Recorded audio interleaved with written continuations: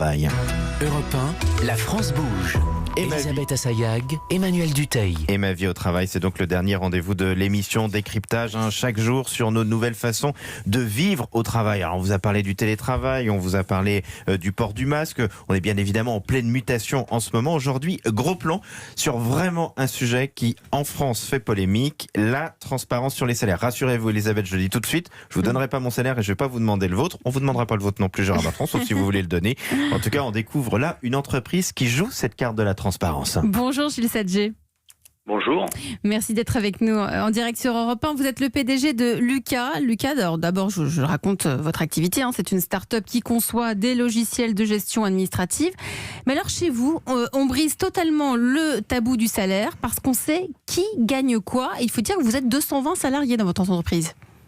Oui, on est 220 et puis ça n'a jamais vraiment été un tabou puisque les gens, dès qu'ils rentrent dans la société, dès qu'ils postulent, annoncent leurs prétentions salariales devant les gens qui vont les recruter. Et puis en interne, effectivement, tout le monde peut connaître le salaire de son voisin, de son boss, de son manager. On a même un logiciel qui permet de faire ça. Comment, quand vous dites dès le début du recrutement, c'est quoi? Vous leur posez la question, parce que dans un entretien de recrutement, on demande toujours quelles sont les prétentions salariales. Qu'est-ce qui vous différencie? Oui, alors effectivement, nous on a une sorte de rituel, c'est-à-dire qu'on fait passer un grand oral. Les gens, la dernière épreuve du parcours de recrutement, c'est de faire une présentation devant une dizaine ou une douzaine de personnes, une douzaine de salariés. Et à l'issue de ce grand oral, on demande publiquement à la personne combien elle vaut. Combien elle pense valoir, voilà. Et donc là, elle est obligée de donner devant tous les gens qui sont là le salaire qu'elle pense valoir. Maintenant que vous avez un vrai retour d'expérience de cette technique, qu'est-ce que vous en retirez? Qu'est-ce que ça vous apporte au sein de votre entreprise, Gilles Sadger? Alors ça crée une ambiance ça permet d'écarter une grande partie des problèmes de salaire, pas tous, mais une grande partie. Puisque les gens ne font pas d'hypothèse sur le salaire de leurs collègues, mais le connaissent. Ça permet de repérer très vite les écarts éventuels et de les régler, puisque les gens en parlent. Et par contre, chez vous, il n'y a pas de différence de salaire entre les femmes et les hommes?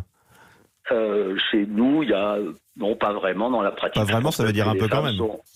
Sont plutôt, je pense qu'il faudrait faire des statistiques. C'est pas vraiment un critère qu'on utilise, mais je pense que les femmes sont peut-être mieux payées que les hommes chez nous. Il faudrait qu'on voit. On n'a jamais vraiment regardé. Concernant les augmentations, là aussi, c'est collégial? Alors effectivement, pour les augmentations, on a une pratique un peu particulière. C'est les gens qui ont plus de 3 ans d'ancienneté fixent leur salaire eux-mêmes, encore avec un rituel qui se fait publiquement. Et donc devant toutes les personnes qui ont plus de 3 ans d'ancienneté, ils annoncent leur nouveau salaire, avec la règle étant d'avoir un salaire qui est à la valeur de marché. Donc on peut justifier une augmentation, non pas parce qu'on pense valoir faire gagner tant à la société, mais parce que si on partait chez un concurrent, par exemple, alors on serait payé tant. D'un mot, Gérard Bertrand, ça vous tente, ce genre de management, ou non, vivons cachés? Non, c'est pas un problème de vivre caché. Moi, je pense que les gens doivent être, à un moment donné, il y a des critères pour analyser et la performance et la qualité du travail. Et puis, moi, j'adore l'utopie, mais ce que je veux dire par là, c'est qu'à un moment donné, celui qui donne le meilleur de lui-même et qui a des résultats et qui a des performances, mais forcément, il doit aller vers le haut, il doit être aspiré par quelque chose de positif. Il ne faut pas non plus qu'il se compare toujours avec son voisin de bureau, mais qu'il soit comparé plutôt par rapport à ce qui se passe sur le marché. Donc j'ai une approche un petit peu différente, mais ça m'intéresse de voir qu'est-ce que ça va donner cette société dans les années qui viennent, parce que c'est une démarche originale. En tout cas, c'est peut-être la façon de travailler de demain, parce que c'est ce qu'on découvre tous les jours dans ce moment-là. Mais on voit que c'est compliqué entre Gérard Bertrand et nous deux qui voulons rien dire. On voit que c'est un sujet sacrément touchy. Je peux dire un petit mot? Oui, rapidement.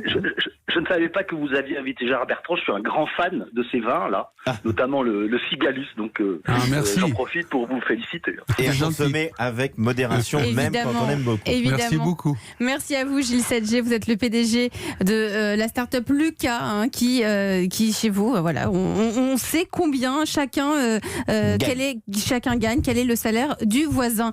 Merci.